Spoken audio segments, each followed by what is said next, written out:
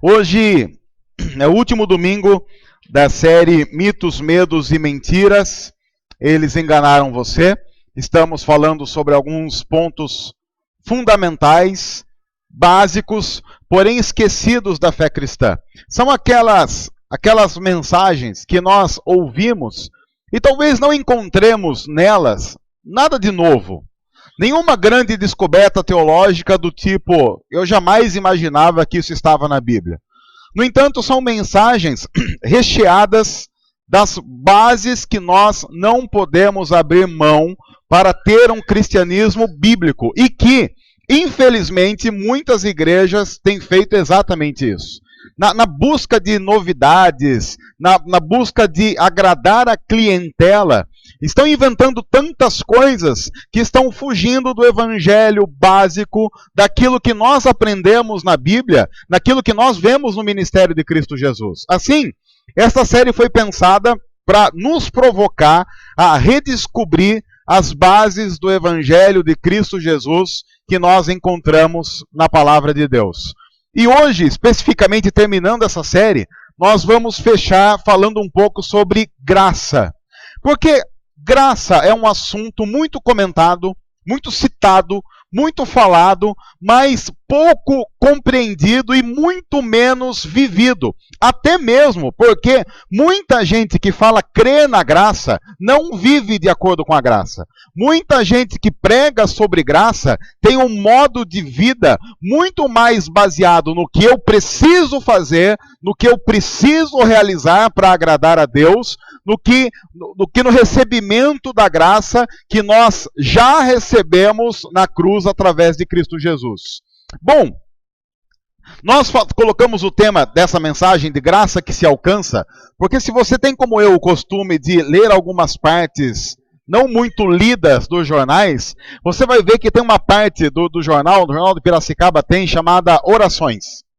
Alguém já leu essa parte? Orações? E é mais ou menos assim, você vai lá, você escreve uma oração, geralmente você copia uma oração, caso você tenha recebido alguma graça, ou então caso você queira receber alguma graça, que nada mais é do que o sinônimo para algum milagre, alguma intervenção sobrenatural de Deus. E aí você coloca lá, agradeço, aí pode agradecer a quem se quiser, a graça alcançada. E por causa dessa expressão, graça alcançada, é que nós tiramos um pouco da ideia que nós vamos conversar hoje. Por quê? Porque está no inconsciente, subconsciente, qualquer ente que você queira imaginar, que graça é uma coisa que nós alcançamos. Do tipo mais ou menos assim, a graça está correndo ali na frente, ela está numa velocidade constante, porque Deus determinou que a graça está correndo naquela velocidade, e você então precisa correr atrás dela. E você precisa então fazer algumas coisas que seriam coisas que quase que aumentariam a sua velocidade na corrida para poder alcançar aquilo. E aí há várias coisas que as pessoas podem dizer que você deve fazer para alcançar uma graça especial da parte de Deus. Algumas orações especiais, jejuns especiais, a oração de fulano que é mais abençoada que a oração de outro, e várias coisas que vocês devem conhecer que fazem com que você receba uma força especial e faça com que você consiga alcançar a graça. No entanto, há um pressuposto nisso. Há o pressuposto de que a graça é algo que eu alcanço através de um esforço próprio. Eu preciso fazer alguma coisa para alcançar a graça. O que por si só já é um erro enorme, porque a graça, para ser graça, não pode ser alcançada e nem conquistada. Porque algo que eu alcanço ou conquisto por qualquer mérito meu, não é graça, é merecimento, é pagamento. E nós temos que lembrar que graça, uma das grandes definições de graça é um dom, um presente que eu não mereço, mas recebo mesmo assim de Deus. Graça significa um dom ou um presente que eu recebo de Deus Não porque eu mereço, mas porque Deus olhou para a minha vida, tem misericórdia da minha vida e me dá aquilo. Veja, pela própria definição, graça, se é graça alcançada por alguma coisa que eu faço, pode se chamar qualquer coisa, menos graça. Veja, inclusive, o que diz Romanos 11, versículo 6. Romanos 11, versículo 6, Paulo, no meio do desenvolvimento de uma ideia sobre graça, justificação, obras, ele diz o seguinte: e se é pela graça que nós recebemos alguma coisa, já não é mais pelas obras. Se fosse pelas obras, a graça já não seria graça. Paulo está dizendo o seguinte: se você recebe alguma coisa por alguma obra que você faz, por alguma coisa que você realiza, então se lembre de algo importante. Aquilo já não é mais graça, é pagamento. Hoje nós vamos falar sobre os princípios elementares da graça, como ela deveria ser vivida por todo e qualquer cristão no mundo inteiro.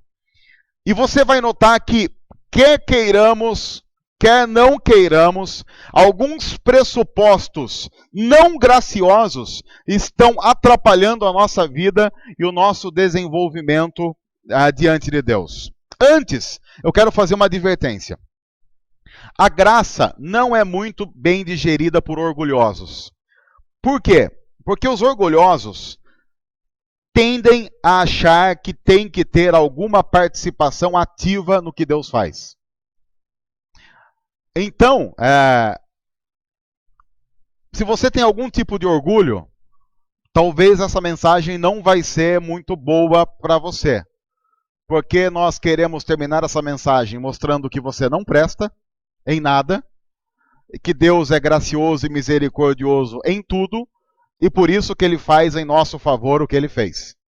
Então nós queremos que você saia daqui sabendo que você é horrível, que Deus é maravilhoso, e que mesmo você sendo pior do que a mosca que senta no cocô do cachorro do bandido, Deus ainda ama você. Ok? Essa é a oportunidade para você que está nos assistindo pelo YouTube, desligue. E você que está nos ouvindo pela internet também vá fazer alguma outra coisa. No entanto, você pode continuar por sua conta e risco. Nós vamos fazer um intervalo aqui, inclusive, para você sair, caso queira. Aquele tipo fingir. O ruim é que aqui não dá nem para fingir que vai para o banheiro, porque o banheiro é do outro lado da saída, mas tudo bem. Nós vamos estudar um texto, que é um texto que nós já vimos aqui algumas vezes, mas nós vamos aprofundá-lo um pouco, que é um texto conhecido de Paulo escrevendo aos cristãos de Éfeso, Efésios capítulo 2, a partir do versículo 1. Nós vamos direto para o texto, para termos um bom tempo para meditar nele, tá ok? Esse texto é importante porque fala essencialmente sobre graça, sobre como é que se recebe graça e se a graça pode ou não pode ser alcançada. O texto começa dizendo o seguinte: vocês, dizendo para a igreja, para cristãos e cristãs que estavam lá em Éfeso e que também recebem a palavra de Deus como nós nessa noite. Vocês estavam mortos em suas transgressões e pecados, nos quais costumavam viver, quando seguiam a presente ordem deste mundo e o príncipe do poder do ar, o espírito que agora está atuando nos que vivem na desobediência.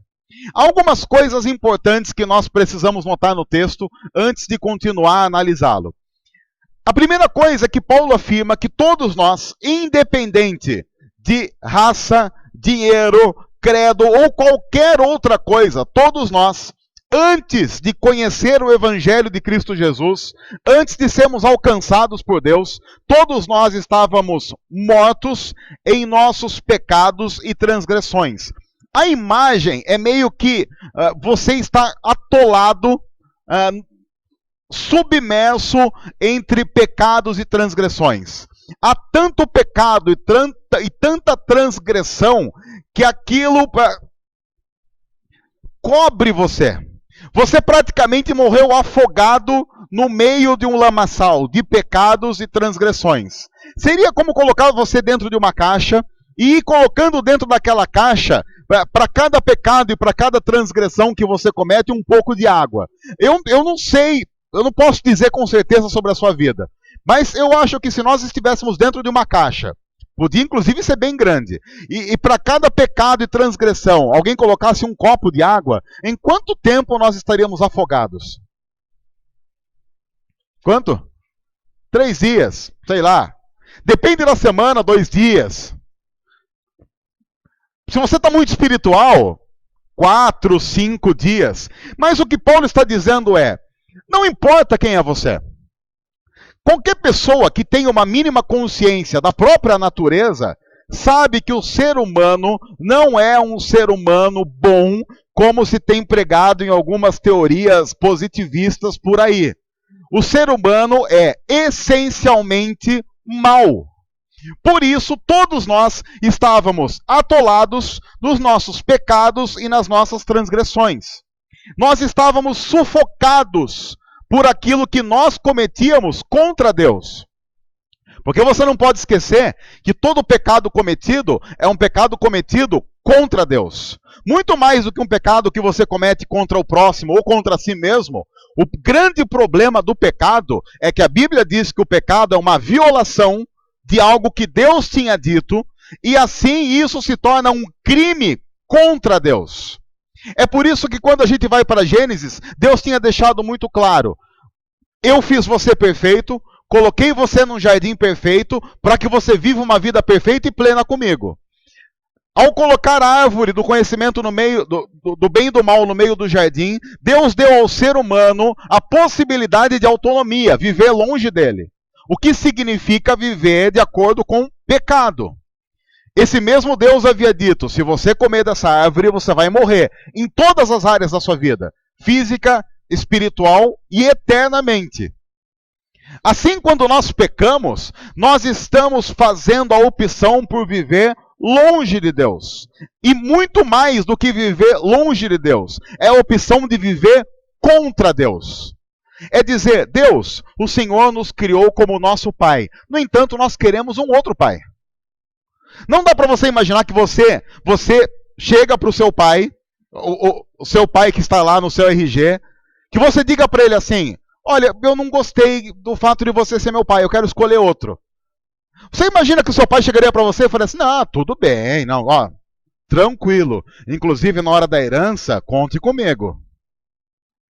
A Bíblia diz que quando nós pecamos, nós fazemos a opção de uma outra paternidade. E o problema é que a Bíblia diz que essa outra paternidade tem um nome que a gente nem gosta muito de citar, que é qual? O diabo. Você trocou Deus pelo diabo. E assim, antes que a gente fique assim, não, eu não fiz isso. Só não fez isso quem nunca pecou. Quem pecou, agiu contra Deus. E a Bíblia diz que agir contra Deus é fazer a opção de virar as costas para Ele, para viver contra Ele e caminhando cada vez mais para longe dEle. Por isso que Paulo diz, todos nós, estávamos mortos. Ele também diz, nós seguíamos a presente ordem, ou seja, a cultura desse mundo.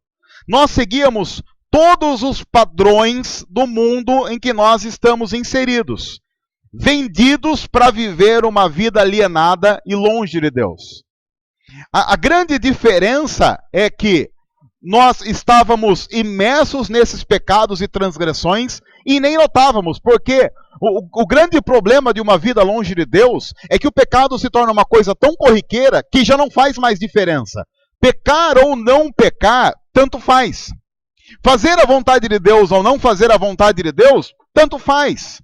Viver de acordo com o padrão da Bíblia ou não viver de acordo com o padrão da Bíblia, tanto faz. Claro que, enquanto eu estou falando isso, há muitos cristãos pensando assim, mas eu vivo assim. Opa, você tem um problema.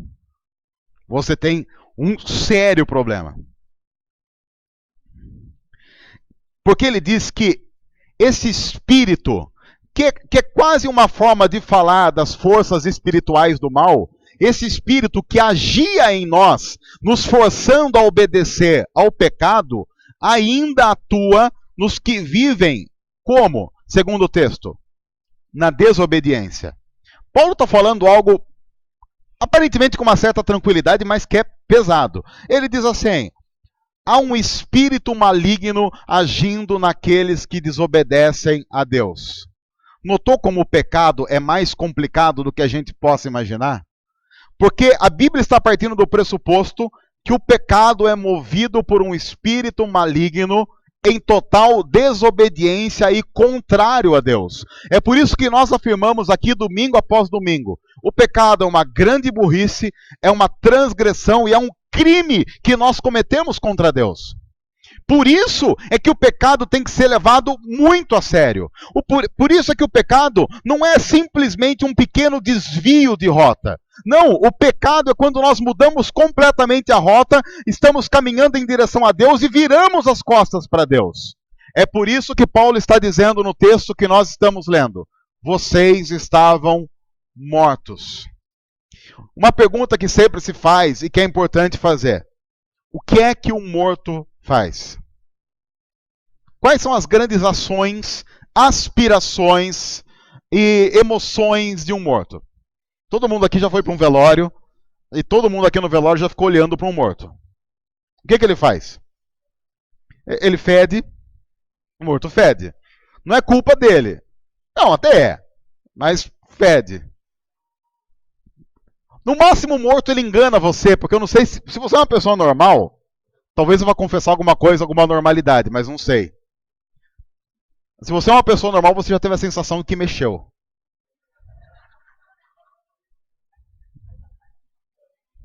Teve? Sei lá, minimamente. Se piscou, deu uma mexidinha. Aqui assim. O que é? É espasmo? Tem espasmo? Deu aquela levantadinha assim. Fala, mas opa, tá tentando assoviar? Tá querendo nos dizer para cantar uma tal música, uma homenagem final? Morto, tá lá. A imagem que você tem que ter de você mesmo diante de Deus é exatamente aquela. A pergunta é: se você está morto, se eu estou morto, se todos nós estamos mortos diante de Deus, o que é que nós poderíamos fazer para agradar a Deus? É absolutamente nada. É impossível agradar a Deus enquanto você está atolado em todos os seus pecados e suas transgressões. Nós estávamos mortos.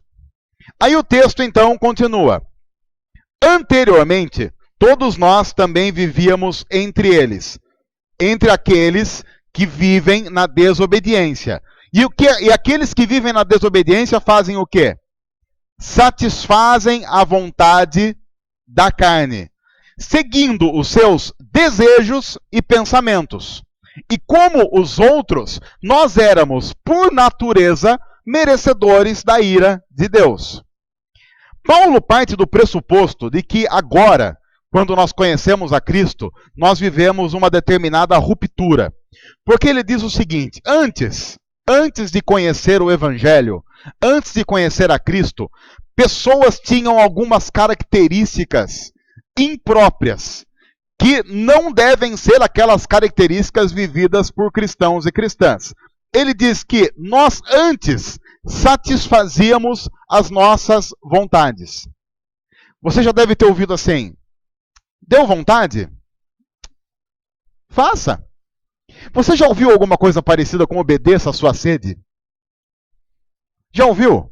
Obedeça à sua sede. Essa é uma propaganda extremamente maliciosa e eu diria que até demoníaca. Porque está partindo do pressuposto que seres humanos devem obedecer à sua sede, que significa satisfazer os seus desejos. Paulo está dizendo que pessoas que vivem assim, vivem de acordo com o espírito da desobediência, que é um espírito contra Deus.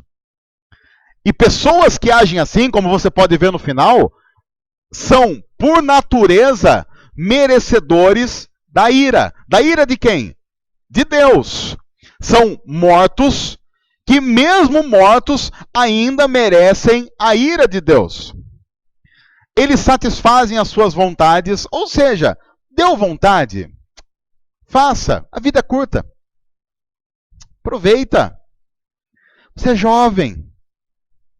Você tem vontades que daqui a pouco vão passar, inclusive, porque você tem que aproveitar a juventude. Deu vontade, faça. O que tem ter vontade? Aliás, se não fosse correto, Deus nem dava essa vontade para você. Paulo diz que além de satisfazer as nossas vontades, nós seguíamos os nossos desejos. Que nota você dá em termos de santidade para os seus desejos? Vamos analisar os nossos desejos. Todo mundo sabe aqui o que é desejo, né? Não precisa explicar desejo para ninguém. Há vários desejos, desde desejos alimentares até desejos sexuais. O que tem muito a ver com praticamente a mesma coisa. Mas me dá aí uma nota para os seus desejos no quesito santidade. Pode ser negativo, de repente, talvez. Por exemplo, quanto você tem desejo profundo de orar? Sabe aquele desejo incontrolável de orar? Aquela coisa assim, se eu não orar, eu morro. Quanto? Quantas vezes na vida você teve esse desejo? Meu Deus, se eu não parar para orar agora, eu não tá até dando taquicardia. O que aconteceu? Tá ansioso, não consigo orar. A pessoa tem taquicardia, suando frio. Meu Deus, você está suando frio, pressão baixa. Não, eu estou precisando orar. Quantas vezes você teve isso? Umas 10? Quantas vezes você pensou, meu Deus, eu não falei do evangelho para ninguém essa semana? Se eu não falar de evangelho para alguém essa semana, eu morro. É um desejo que arde no peito, que não dá para segurar. Quantas vezes você teve um desejo profundo de perdoar alguém? Aquele desejo que, enquanto você não pega o telefone e liga para a pessoa e fala assim, eu perdoo você, você não dorme. Quantas vezes? Porque, claro, nós somos pessoas boas. Você vai para uma igreja, ouve que você está morto nos seus pecados e transgressões, é um exagero. Porque quando a gente faz uma análise séria da nossa vida, nossos desejos não são tão ruins assim. Sei lá, de vez em quando a gente tem alguns desejos que poderiam ser considerados um pouco pecaminosos. Mas, vá lá, a gente tem esses desejos uma vez por semana. Por exemplo, desejo de matar alguém.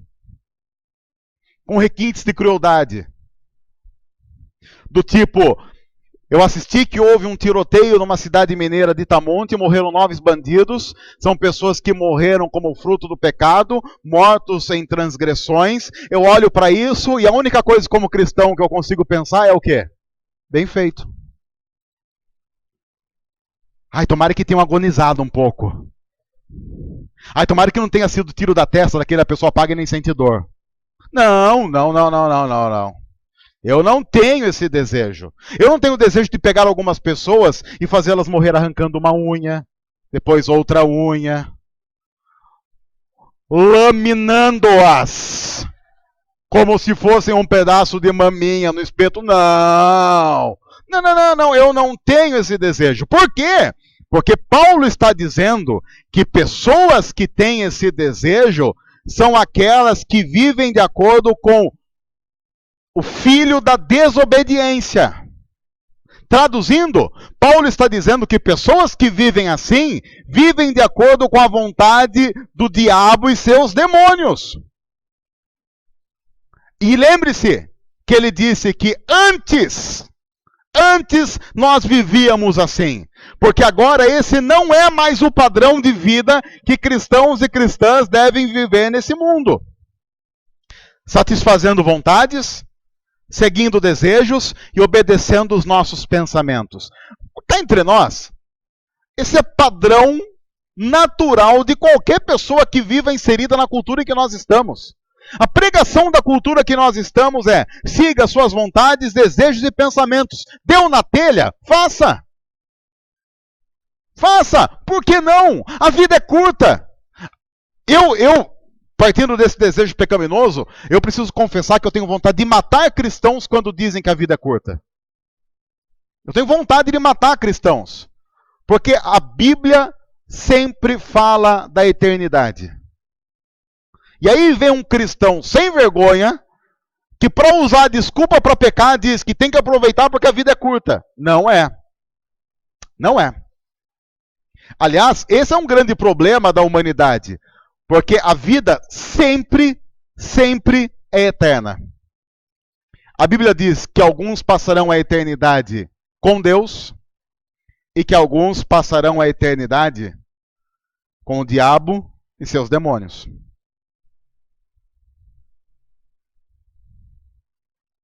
Nós temos uma boa e uma má notícia diante de nós. Mas o texto continua. Todavia, você já deve ter participado de algum exame em que o professor ele chega para você e fala: gosto muito de você, você se apresentou muito bem, gostei da sua roupa. Mas, quando o cara fala mas, você sabe o seguinte, ferrou. Porque aquele preâmbulo foi só para assim, vamos falar alguma coisinha só para não deixar ele, como a gente vai pisar muito nele, vamos falar alguma coisinha legal antes para ele ficar mais ou menos feliz. O que Paulo está fazendo agora é exatamente o contrário do que aquele professor fez com você. Porque até agora as notícias foram péssimas. Até agora, e se Paulo terminasse o texto agora, nós seríamos convidados a uma depressão profunda, a chegar em casa e pensar seriamente em suicídio. Paulo está fazendo uma argumentação mostrando o quanto nós estamos mortos, o quanto nós estamos perdidos longe de Deus. E aí no meio da argumentação ele diz, todavia, ou seja, o autor vai mostrar algo que não aconteceu como deveria ter acontecido. A história vai mudar agora.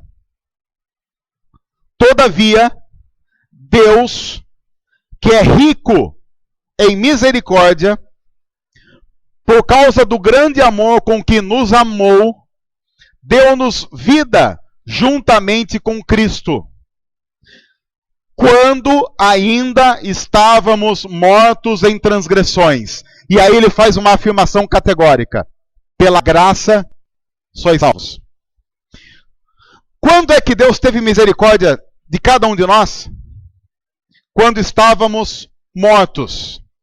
Paulo fala isso para deixar claro para qualquer um de nós que não foi algo que nós fizemos que moveu a misericórdia de Deus a nosso favor.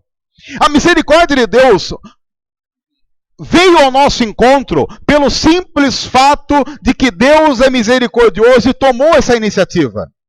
A Bíblia afirma de maneira categórica: a misericórdia de Deus por nós começou a acontecer quando nós ainda estávamos mortos. É por isso que Paulo termina esse parágrafo dizendo: vocês são salvos pela graça. Pergunta: um morto alcança graça? Um morto conquista graça? Um morto merece graça? Paulo acabou de dizer na sessão anterior: nós éramos merecedores da ira de Deus. Merecedores da ira. No entanto, Deus, por causa da sua misericórdia, do amor com que nos amou, nos deu vida juntamente com Cristo, quando ainda estávamos mortos. Por isso, é pela graça. Por isso não é por alguma coisa que eu faça. Por isso não é pelo tanto que você ora. Por isso não é pelo tanto que você lê a Bíblia. Porque senão... Deixa eu dizer algo para não... vocês notaram como a minha Bíblia gasta? Significa que eu leio muito. Tá? Aproveitar aqui esse momento. Não, significa que meu suor é muito ácido mesmo. É só isso. E significa que eu tenho uma criança em casa que de vez em quando brinca. Pega e puxa, só isso. Porque senão o pessoal fala, ai, como ele lê a Bíblia. Não. Eu tenho mais desejo de não ler do que ler.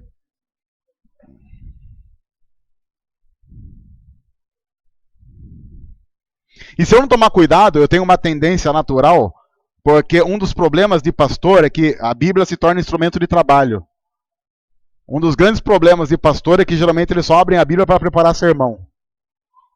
E a Bíblia deixa de ser palavra de Deus para ser, olha, isso aqui dá sermão. Bom, tendo dito isso,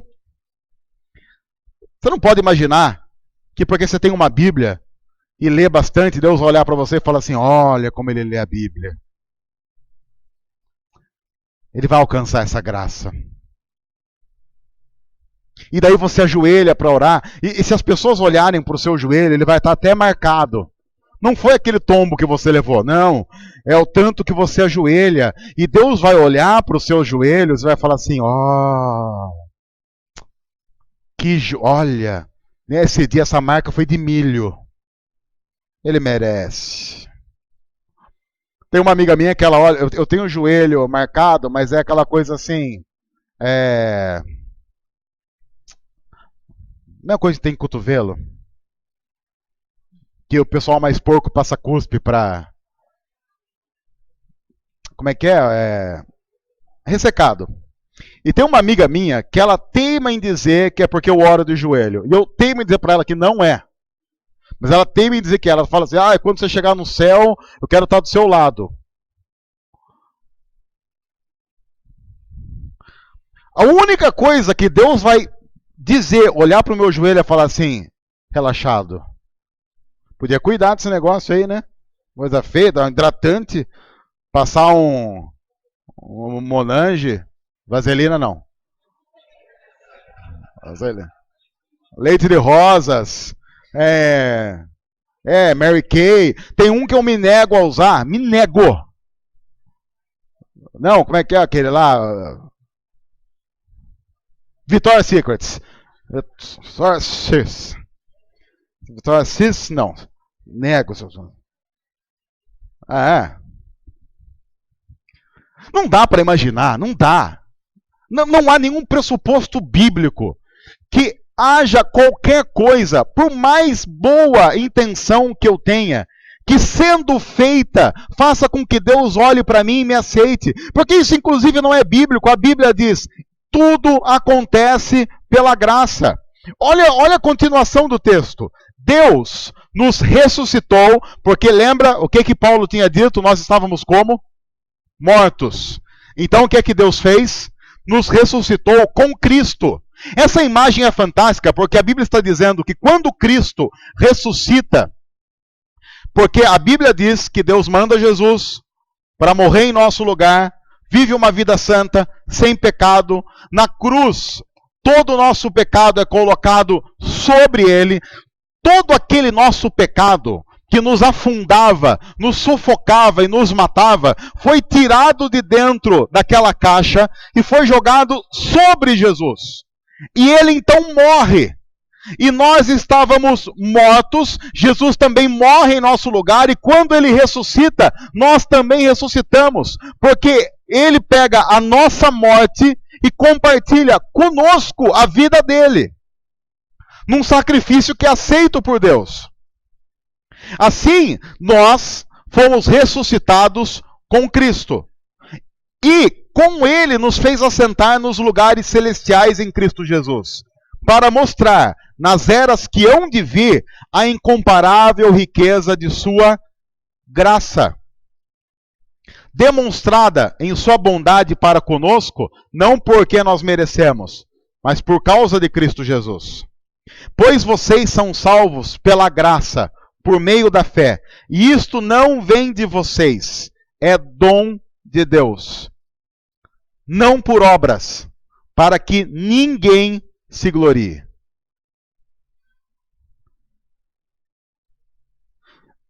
O que está mais do que evidente é, você não é salvo e recebe qualquer coisa por exatamente nenhuma obra que venha fazer. Aí, algumas pessoas olham para esse texto e dizem assim, mas tem participação sim minha. Fé. Eu tenho que ter fé. Pergunta, quem é que deu fé para você? Quem é que deu fé para você? Foi Deus. Qualquer coisa que fazemos e que tem a ver com a graça sendo derramada sobre nós, não tem a ver com o que nós fazemos. Tem a ver com o que recebemos de Deus. E aí o texto faz uma declaração importantíssima. Vocês são salvos pela graça, por meio da fé. E isto não vem de vocês. É dom, é presente de Deus. Não por obras. Porque Deus sabia muito bem que se fosse por qualquer obra, a gente ia ficar insuportável.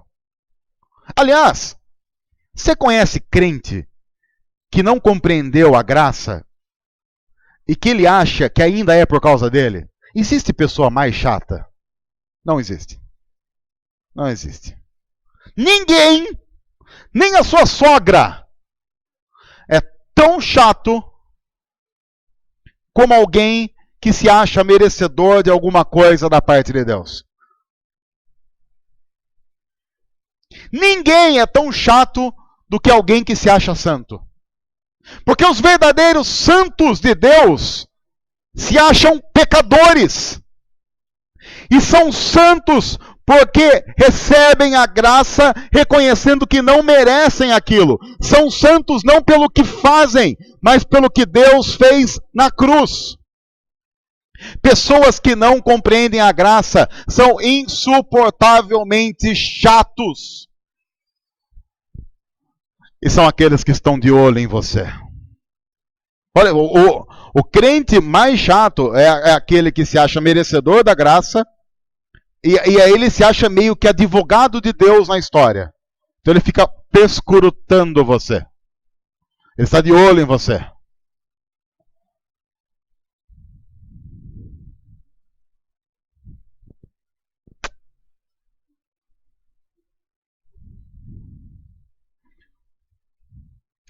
Você que está achando que é para você,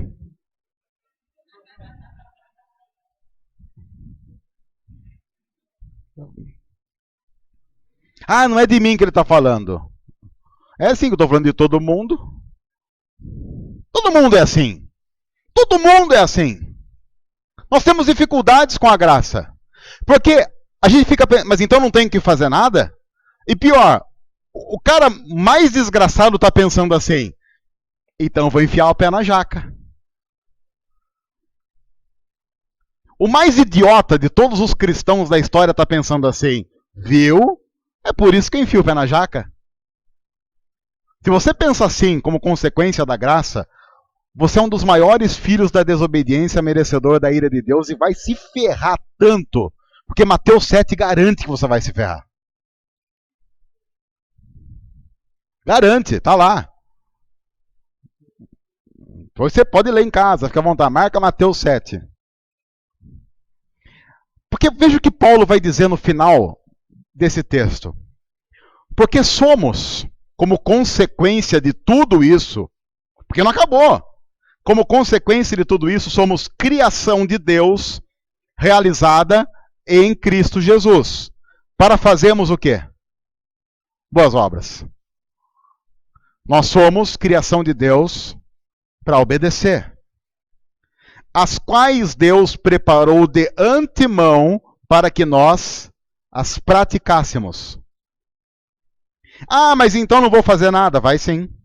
Vai, porque as boas obras, e você pode elencar um monte de coisa que você pode considerar como boas obras, fazem parte do plano de Deus para a vida do cristão.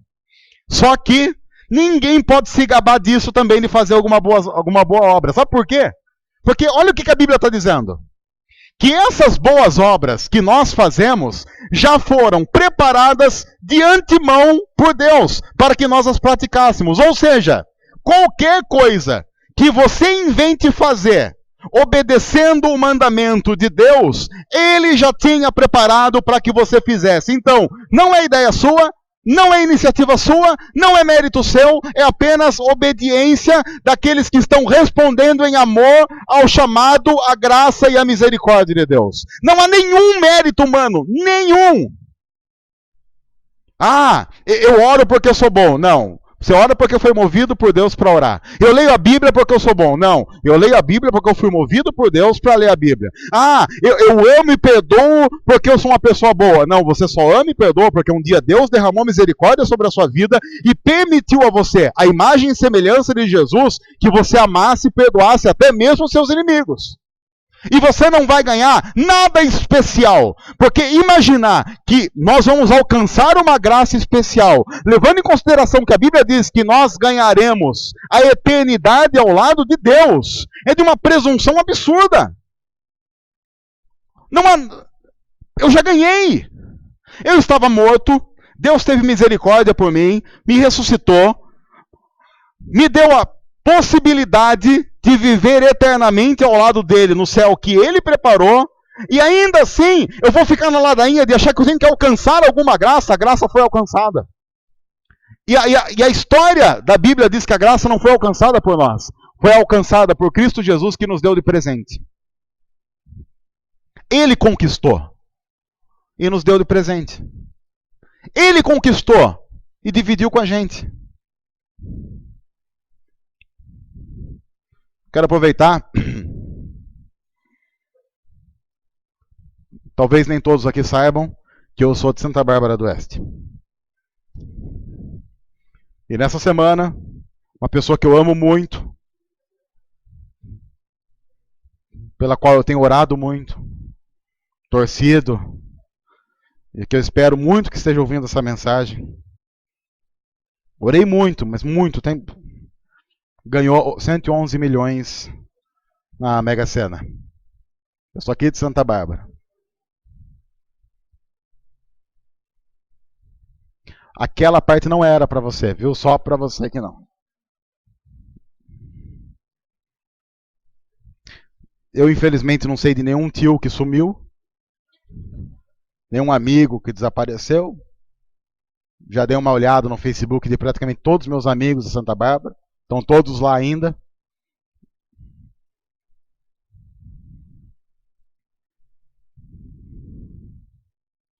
O que você faria?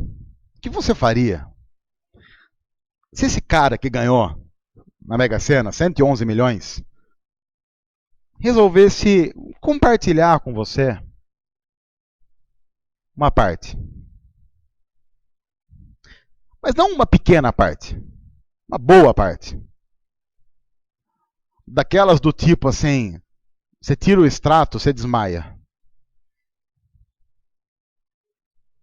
Imagine se essa pessoa chega e fala assim, olha, eu escolhi esses números pensando em você. Você foi minha inspiração. Então, olha, eu vou ficar com 1 milhão para mim, o resto é seu. Você seria quanto grato a essa pessoa? Como é que você falaria dessa pessoa para as outras pessoas? Como é que você contaria a vida dessa pessoa para as outras pessoas? Como é que você abraçaria essa pessoa? E como você agradeceria a essa pessoa? Que só lhe deu 110 milhões. Que quando você morrer, seus filhos e filhas vão se matar para dividir. A história que nós contamos semana após semana na Bíblia é muito maior que essa. Foi alguém que compartilhou com você não só 110 milhões, compartilhou infinitamente mais do que isso. Compartilhou a vida eterna de Deus.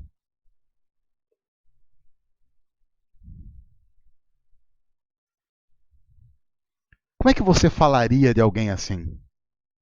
Como é que você viveria para alguém assim? Não há graça a ser alcançada.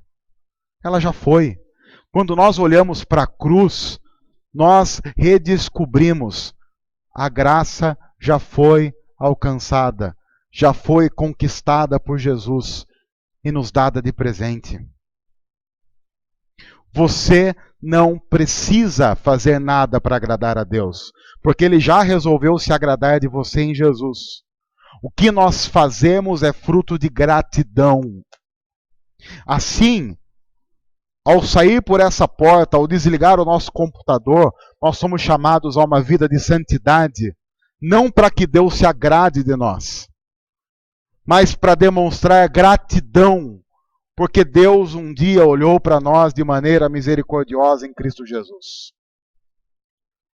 O que não dá para imaginar é que nós voltemos para a parte inicial do texto, onde Paulo, falando daqueles que não conheciam essa história, viviam segundo as suas vontades, desejos e pensamentos.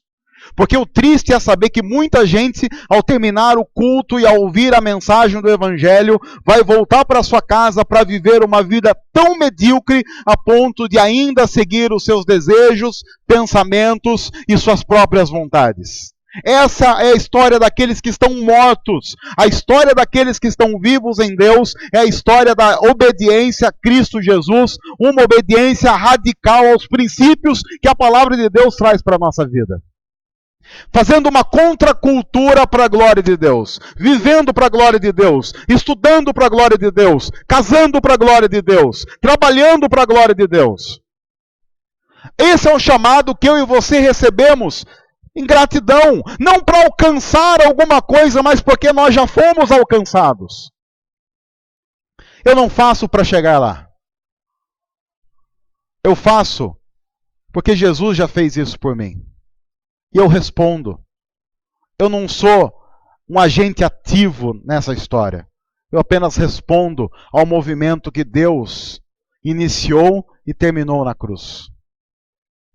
Onde toda a história foi consumada. E onde Deus determinou para mim e para você que nós eternamente viveremos com Ele. Não negocie a graça. Não tente fazer algo para agradar a Deus. O que significa que você não tem que fazer nada? Não. Significa que o que nós fazemos, fazemos em resposta. Em gratidão por um amor tão grande. Que o Senhor seja louvado por isso. Senhor, obrigado. Obrigado pelo Evangelho. Pela nova vida que temos em Cristo. Pela graça que já recebemos. E ajuda-nos, Pai, a viver a vida todos os dias, em resposta a esse amor tão grande, para a honra e glória do Teu nome. Em nome de Jesus. Amém.